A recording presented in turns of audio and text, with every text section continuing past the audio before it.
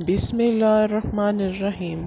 امام حسین علیہ السلام کی شہادت اور آل رسول کی قید کے بعد جب ان کو رہائی ملی تو نبی کا خاندان مدینہ واپس آیا تو امام سجاد خون کے آنسور ہوتے تھے۔ اپنے گھر میں اپنے بابا حسین کا ذکر کرواتے تھے۔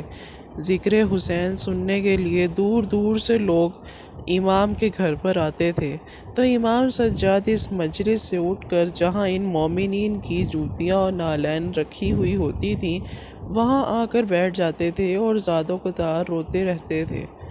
جب مجلس ختم ہوتی تھی تو لوگ امام سجاد سے پوچھتے تھے کہ اے امام وقت، اے شہزادہ رسول، آپ اس جگہ پر کیوں بیٹھتے ہیں؟ تو امام سجاد رو رو کر فرماتے تھے کیونکہ ذکر حسین سننے کے لیے میرے چچا حسن تمہارے ساتھ بیٹھے ہیں، میرے دادا علی تمہارے ساتھ بیٹھے ہیں، میری دادی فاطمہ تمہارے ساتھ بیٹھی ہے، میرے نانا حضرت محمد مصطفیٰ صلی اللہ علیہ وآلہ وسلم تمہارے ساتھ بیٹھے ہیں، تب ہی میں یہاں آ کر سب سے پیچھے بیٹھ جاتا ہوں۔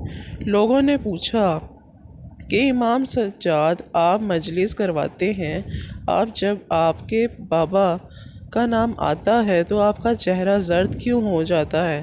بس یہ کہنا تھا۔ تو امام سجاد رو رو کر فرمانے لگے کہ جب میرے بابا کا نام آتا ہے تب مجھے وہ منظر یاد آتا ہے جب میں 11 محرم کو اپنے بابا کی لاش کے پاس پہنچا تو میرے بابا کی دائیں پسلیاں بائیں پسلیوں کی طرف تھیں اور بائیں پسلیاں دائیں پسلیوں کی طرف تھیں۔ میرے بابا کی لاش کو اس قدر پامال کیا گیا تھا کہ ان کا سینہ اور پشت ایک ساتھ مل چکے تھے۔